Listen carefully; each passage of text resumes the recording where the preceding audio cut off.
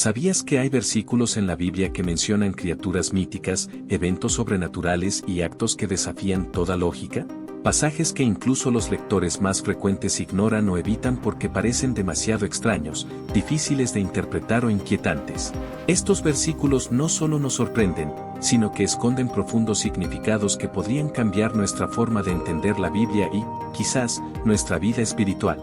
En este video, vamos a sumergirnos en los rincones menos explorados de las Escrituras, donde el simbolismo, la profecía y la narrativa divina se entrelazan de formas que te harán cuestionar todo lo que creías saber. ¿Por qué Dios ordenó a un profeta comer un rollo? ¿Qué significa realmente el dragón marino mencionado por Isaías? ¿Cómo puede una simple sombra alterar el curso del tiempo? Quédate hasta el final porque no solo desentrañaremos el misterio detrás de estos pasajes, sino que descubrirás cómo su mensaje sigue siendo profundamente relevante hoy en día. Lo que estás a punto de escuchar puede cambiar la forma en que lees la Biblia para siempre.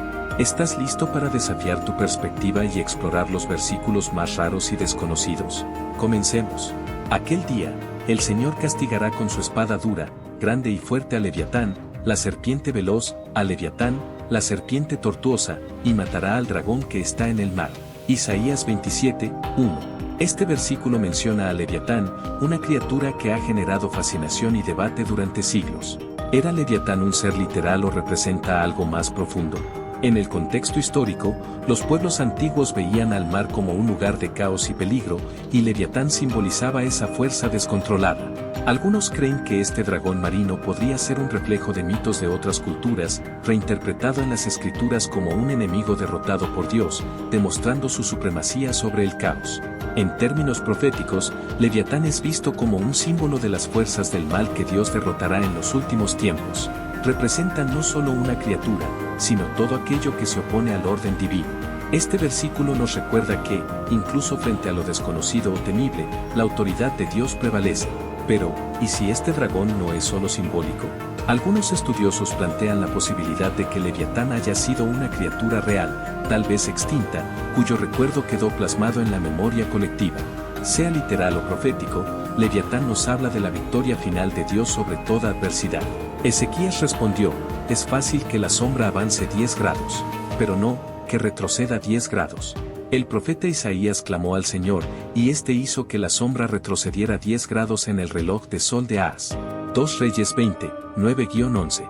Este evento extraordinario ocurrió cuando el rey Ezequías pidió una señal de Dios como confirmación de su sanación. El retroceso de la sombra no solo desafía las leyes de la física, sino que también muestra el poder divino sobre el tiempo mismo. ¿Cómo puede una sombra, marcada por la posición del sol, retroceder? Este fenómeno ha intrigado a teólogos y científicos por igual. Algunas teorías sugieren que pudo haber sido un milagro directo, un evento sobrenatural que trascendió cualquier explicación lógica. Otros intentan racionalizarlo como un fenómeno óptico, un cambio atmosférico, o incluso un ajuste en la rotación de la Tierra. Lo que hace este pasaje tan impactante no es solo el milagro en sí, sino el mensaje detrás de él. Dios está dispuesto a alterar las leyes naturales por amor a su pueblo y como muestra de su fidelidad. Más allá de las explicaciones científicas, este evento nos invita a reflexionar sobre la soberanía divina y su capacidad de intervenir en nuestras vidas de formas inesperadas. ¿Qué tan lejos está dispuesto Dios a ir por ti?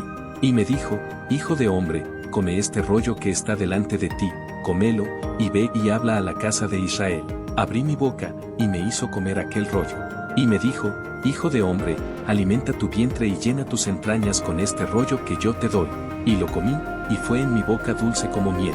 Ezequiel 3, 1-3. En este extraño mandato, Dios ordena a Ezequiel que coma un rollo de escritura, simbolizando su completo compromiso con el mensaje que debe proclamar. Este acto peculiar está lleno de simbolismo. Comer el rollo significa que el profeta debía interiorizar profundamente las palabras de Dios hasta que se convirtieran en parte de él. Solo después de digerir el mensaje, Ezequiel estaría listo para transmitirlo al pueblo de Israel. El hecho de que el rollo tuviera un sabor dulce como la miel resalta que, aunque el mensaje pudiera incluir advertencias o juicios, la palabra de Dios es siempre buena, justa y provechosa. Este pasaje nos recuerda que no basta con conocer las Escrituras, debemos hacerlas parte de nosotros, vivirlas, y permitir que transformen nuestra vida desde adentro. La lección es clara: obedecer a Dios a veces puede parecer extraño o incluso desafiante, pero siempre tiene un propósito superior. ¿Qué tan profundamente has interiorizado la palabra de Dios en tu vida? De allí subió a Betel, y mientras subía por el camino, salieron unos muchachos de la ciudad y se burlaban de él, diciendo: Calvo, sube, calvo, sube.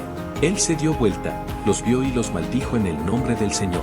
Salieron 2 osos del bosque y despedazaron a 42 de ellos. 2 Reyes 2, 23-25. Este relato es uno de los pasajes más inquietantes del Antiguo Testamento. A primera vista, parece una reacción excesiva ante las burlas de un grupo de jóvenes. Sin embargo, un análisis más profundo nos revela el contexto cultural y espiritual detrás de este evento. En aquellos tiempos, insultar a un profeta era equivalente a insultar a Dios mismo. La burla no solo era una falta de respeto personal hacia Eliseo, sino un desafío directo a la autoridad divina que él representaba. Además, muchachos puede referirse a jóvenes en edad suficiente para comprender las implicaciones de su comportamiento, no a simples niños.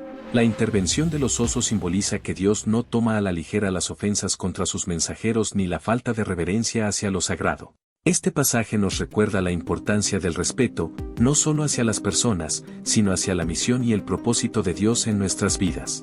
Aunque impactante, este relato nos lleva a reflexionar: ¿cómo tratamos a los mensajeros de Dios en nuestro tiempo? ¿Somos conscientes de la seriedad con que Dios toma nuestras palabras y acciones? Y el Señor dijo a Moisés: haz una serpiente ardiente y ponla sobre un asta, y cualquiera que sea mordido y la mire, vivirá. Números 21, 8-9. Este episodio tiene una peculiaridad fascinante. Dios instruye a Moisés para crear una serpiente de bronce, un símbolo que parece contradecir su propia prohibición contra la idolatría. Los israelitas, tras haber pecado con quejas y desobediencia, enfrentaron el juicio divino en forma de serpientes venenosas. Sin embargo, la misma serpiente de bronce que miraban para sanar también debía servir como una lección. La sanación venía de Dios, no del objeto. Este versículo adquiere un significado aún más profundo en el Nuevo Testamento. Jesús mismo hace referencia a este evento en Juan 3, 14-15, comparándose con la serpiente levantada en el desierto. Así como Moisés levantó la serpiente en el desierto, así también el Hijo del Hombre debe ser levantado. La serpiente de bronce apunta proféticamente a Cristo, quien, al ser levantado en la cruz, se convierte en la fuente de salvación para aquellos que lo miran con fe. Sin embargo, más adelante, los israelitas comenzaron a idolatrar la serpiente de bronce, y el rey Ezequías la destruyó. 2 Reyes 18:4. Esto nos recuerda que los símbolos son útiles solo cuando apuntan a Dios, no cuando se convierten en objetos de veneración. Este pasaje nos desafía a confiar en el poder de Dios y no en las cosas materiales. En aquel momento aparecieron los dedos de una mano humana que escribían frente al candelabro, sobre el yeso de la pared del palacio real, y el rey veía la mano que escribía. Daniel 5:5.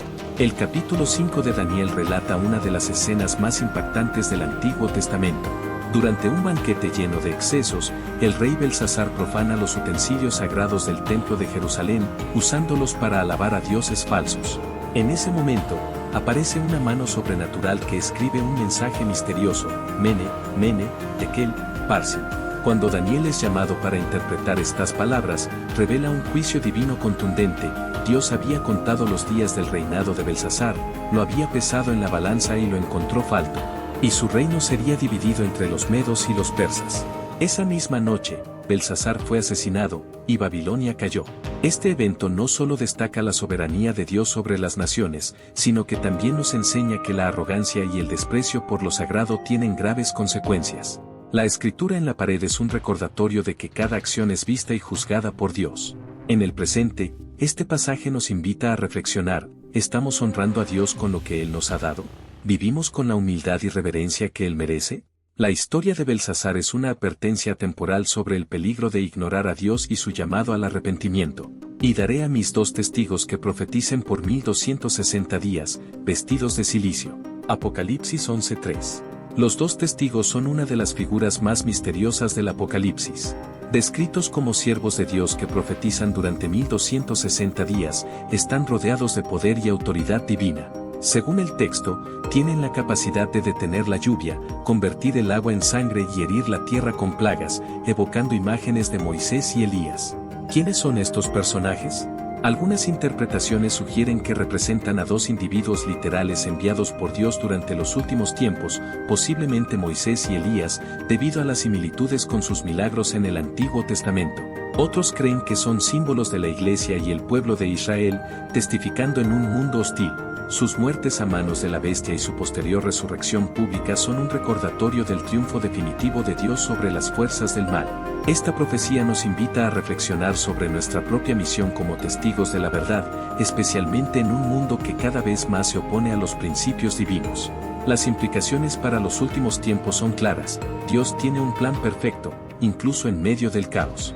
Estos testigos muestran que el mensaje de salvación prevalecerá y que la justicia divina, aunque tardía a los ojos humanos, es segura e inquebrantable. Cada uno de estos pasajes, por extraño que parezca, contiene una lección que puede transformar nuestra perspectiva espiritual.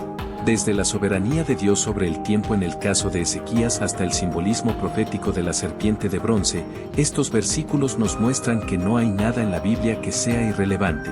Humildad y respeto por lo sagrado.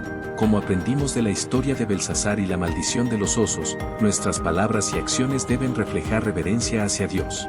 Confianza en el poder de Dios. Leviatán y los dos testigos nos recuerdan que, aunque enfrentemos fuerzas aparentemente invencibles, el plan de Dios siempre triunfa. Interiorización de la palabra.